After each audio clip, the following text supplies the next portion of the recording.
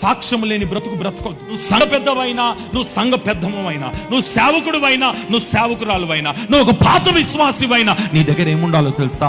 సాక్ష్యం ఉండాలి. విశ్వాసి నిన్ను చూసి, బా ఎంత మంచోడండి, మా కొరకు ప్రార్థన చేస్తున్నాడండి, మాకెంతో సహాయం చేసినాడండి అనాలే గాని మమ్మల్ని మోసం చేసినాడండి అన్నారే అనుకో. నీ గురించి ఏది నీ సాక్ష్యం? ఇప్పుడు ఆ సాక్ష్యం లేని నిన్ను నా దేవుడు నా కుమారుడు అని అంటాడా?